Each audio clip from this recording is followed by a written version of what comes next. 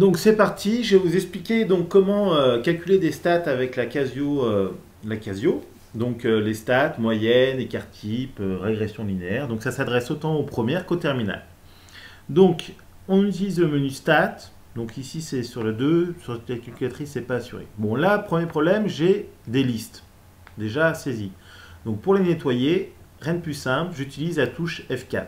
Alors si jamais vous ne voyez pas le del A qui est affiché là, vous pouvez balader en poursuivant le menu, en appuyant sur F6. Et là vous avez d'autres menus qui apparaissent. Hein. Voilà. Il y a deux fenêtres de menu. Hein. Donc avec la touche F6, vous voyez apparaître deux menus suivant votre intérêt. Donc F4 pour del A. Et là j'ai effacé la première liste après avoir appuyé sur F1. Je vais effacer la deuxième liste. F4, hop, la troisième, voilà. Donc ça c'est fait, j'ai tout nettoyé. Voilà. Maintenant je peux saisir mes listes à moi sur lesquelles je veux travailler. Donc je peux en saisir tout un grand nombre. Voilà. Alors, donc là je vais commencer. Rien de plus simple, on se positionne sur la première colonne pour le saisir dans la liste 1 et la première valeur on la rentre ici. Voilà. Et on se déplace en fait avec les curseurs. La deuxième valeur, je la rentre ici, 6, et j'enchaîne. Je vais rentrer 4 valeurs. Voilà, pour la première liste. Deuxième liste, je me déplace avec le curseur sur la deuxième liste et je saisis mes valeurs. Alors voilà, là il n'y a pas de problème. Je peux saisir aussi des valeurs négatives, des valeurs décimales.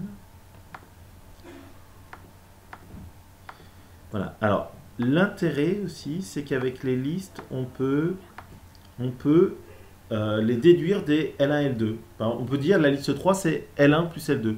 Dans ce cas-là, on se place tout en haut et on tape notre instruction. Alors, avec le list ici, donc Shift List, L1 plus L2. Donc, plus liste 2. Et voilà. Et là, elle va construire automatiquement la liste. Bon. Donc voilà, donc là on a fini d'éditer, donc c'est très bien. Alors maintenant on va retourner au menu qui nous intéresse, qui va être calque, faire des calculs. Donc on a une variable, deux variables, régression. Alors attention, si on appuie sur une variable, on ne sait pas sur quelle liste il travaille, parce que par défaut on ne sait pas ce qui a été rentré. Donc il faut avant tout vérifier sur quelle liste on va travailler, avec la touche F6 pour aller dans 7. Et là, on voit que sur les variables, statistiques et une variable, il va travailler sur la liste 1. Les fréquences, il va mettre, parce qu'on peut travailler en fait sur des statistiques avec des listes pondérées, hein, c'est-à-dire qu'il y a les effectifs aussi. Bon, ben, dans ce cas-là, si les effectifs étaient dans L2, dans la liste 2, ben on mettrait liste 2 ici. Hein, donc ici, on mettrait liste 2. Et si jamais, en fait, c'est une variable où c'est un ensemble de notes où il n'y a pas d'effectif, dans ce cas-là, var fréquence 1. Et pour les stats à deux variables, dans le X, la première liste, c'est celle qui contient le X, c'est liste 1. La deuxième liste, c'est Y list, c'est liste 2. Et pareil, on pourrait les pondérer en mettant des fréquences dans une liste. Bon. Donc le X, c'est la liste 1, le Y, c'est liste 2. Mais on peut très bien changer, et dans ce cas-là, on appuie sur liste, et là, on dit c'est la troisième, en fait. Mon Y, il est dans la troisième liste. En fait, non, je vais le remettre dans la deuxième liste. Et là, voilà, très bien. Autrement, je pourrais dire, ici, voilà, au lieu que ça soit les fréquences, c'est pas 1, mais c'est dans la liste 3, par exemple, les fréquences sont dans la liste 3. Je rentrerai ici la liste 3. Je vais remettre 1. Voilà. Allez, vas-y. Oui, non, en fait, j'ai sélectionné une liste. Voilà. Non, je voulais que ça soit des 1. Voilà. Bon, voilà. Donc ça, c'est important. Donc on retourne au menu avec Exit. Et là, maintenant, on peut faire des stats à une variable. Alors, stats à une variable, c'est un peu plus riche que stats à deux variables parce que on a la moyenne, la somme des valeurs au carré, l'écart type corrigé, donc celui-là il ne nous intéresse pas, le nombre de valeurs de la liste, le min, le premier quartile, la médiane, le troisième quartile, le max. Et même le mode, bon, voilà.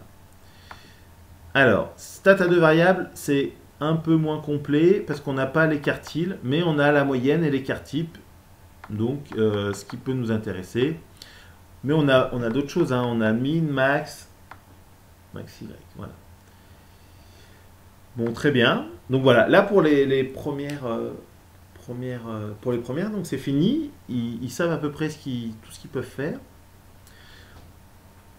Et voilà. Pour les terminales, donc juste une régression linéaire. Donc là, on choisit le menu règle et on choisit celui-là, hein, x. Parce que autrement là, c'est une régression polynomiale de degré 2, de degré 3, de degré 4. Nous, c'est une régression linéaire, affine. Et là, on tape F1. AX plus B, hein, pour que le coefficient A va contenir le coefficient devant le X et le coefficient B l'ordonnée à l'origine. Et là, on a notre équation de droite avec le A et le B, AX plus B, et le coefficient de détermination, le R carré. Voilà. Donc c'est terminé.